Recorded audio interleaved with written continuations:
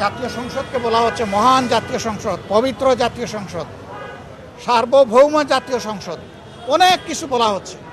কিন্তু সেই জাতীয় সংসদে দাঁড়িয়ে যদি জাতিকে অন্ধকারে রাখা হয় এবং সত্য কথা বলা না হয়, যদি অসত্য তথ্য দেওয়া হয়, তাহলে এটা জাতির জন্য দুর্ভাগ্যের এবং লজ্জা। আমরা দুঃখ প্রকাশ করছি যারা এই তেল নিতে গিয়ে ঘন্টার পর ঘন্টা কষ্ট করছেন, রোদে পুড়ে এবং বৃষ্টিতে ভিজে। আমরা যদি পারতাম তাদের দুঃখ দূর করার মতো কিছু আমাদের হাতে থাকতো, আমরা সেটা করতাম।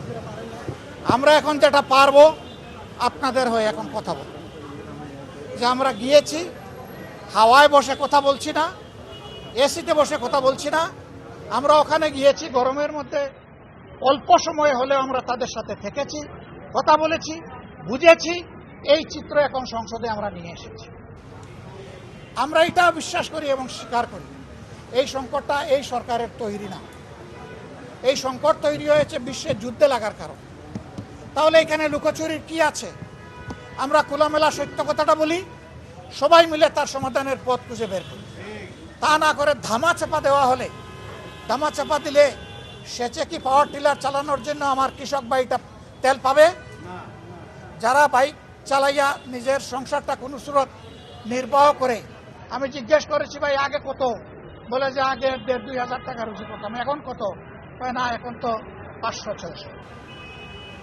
অথচ দ্রব্যের মূল্য বেড়ে গেছে দুইটা কারণে। একটা হলো তেলের বাজারে অস্থিরতা, সংকট, এই জন্য পরিবহন খরচ বেড়ে গেছে। আর একটা হলো চাঁদাবাজের রেটও বাড়াই গেছে। এই দুইটার ভার এসে সাধারণ জনগণের গাড়ে পড়তেছে। আমরা ইনশাল্লাহ এই ব্যাপারে কথা বলব। আমরা সকল অন্যায়ের বিপক্ষে। আমরা বলতে কারা? আপনাদেরকে বাদ দিয়ে নয়, এই সবাই মিলিয়ে আমরা। আপনারা আমাদেরকে সংসদে পাঠিয়েছেন ভোট দিয়ে, আশা করেছিলেন আমরা সরকার গঠন করব। আল্লাহর ইচ্ছে ওটা হয় নাই, এই নিয়ে কোনো আফসোস নাই। আমরা সরকার গঠন করলাম কি করলাম না, এটা আমাদের কাছে বড় ব্যাপার নয়।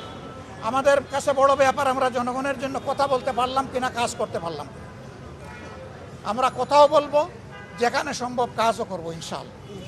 সব কাজ এখন চাইলেই আমরা পারবো না, যা আমরা পারবো তা আমরা করবো ইনশাআল্লাহ।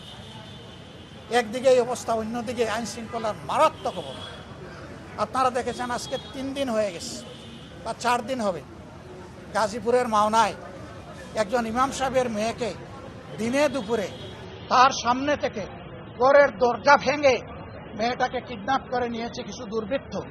আমরা খবর পেয়েছি তারা রাজনৈতিক পৃষ্ঠপোষকতায় এই দুর্বৃত্তপনা করেছে। বাবা বলতেছে আমার মেয়েটা যদি দুনিয়া থেকে চলে যেত এত কষ্ট আমার লাগতো না। এখন আমার মেয়েটা কোথায় আছে আমি তো জানি না। আমি সেই দুর্ভাগা বাবা যার চোখের সামনে থেকে আমার কলিজার টুকরাকে কেড়ে নিল। আমি চেয়ে চেয়ে শুধু চোখের জল পানি ফেললাম, আমি আর কিছু করতে পারলাম না। ও বাবা, জাতি হিসাবে আমরা তোমার কাছে লজ্জিত, তুমি আমাদেরকে ক্ষমা করো। সরকারকে বলবো, প্রধানমন্ত্রীর হস্তক্ষেপে সচিবালয়ের একজন কর্মকর্তা কর্মচারীর এক ছেলেকে এইরকম অপহরণ করা হয়েছিল। ওনার হস্তক্ষেপে 24 ঘন্টার মধ্যে মা বাপ তাকে ফিরে পেয়েছিল। আমি বলবো আপনার প্রশাসন ব্যর্থ হয়েছে, এখন আপনি হস্তক্ষেপ করে এই নিরীহ নিষ্পাপ মেয়েটাকে তার বাবা এবং মায়ের বুকে ফিরে এলেন। এবং আপনারও একটা মেয়ে আছে, অন্তত আপনার মেয়েটার মুখের দিকে তাকাইয়ে ওই মেয়েটাকে তার মা বাপের কাছে ফেরে, আর যাতে কোনো দুর্বৃত্ত বাংলাদেশে এটা করতে না পারে। এই জন্য ওই দুর্বৃত্তদেরকে আইনের আওতায় এনে কঠোর শাস্তি বিধান করে, জনগণের সামনে এই শাস্তিটা দৃশ্যমান করে, দ্রুত বিচার করে ওদেরকে তাদের পূর্ণ পাওনাটা বুঝিয়ে দেয়। জনগণ আপনার জন্য দোয়া করবে। আর আপনি যদি তা না করেন তাহলে সিদ্ধান্ত নেওয়ার ব্যাপার আপনার।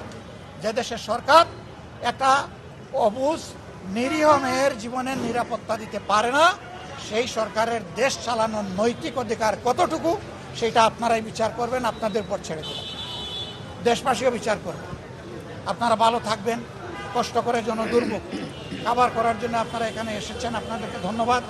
আমরা সবাই মিলেই একটা দুর্নীতিমুক্ত, একটা ইনসাফ ভিত্তিক, একটা মানবিক বাংলাদেশ আমরা গড়ব ইনশাআল্লাহ।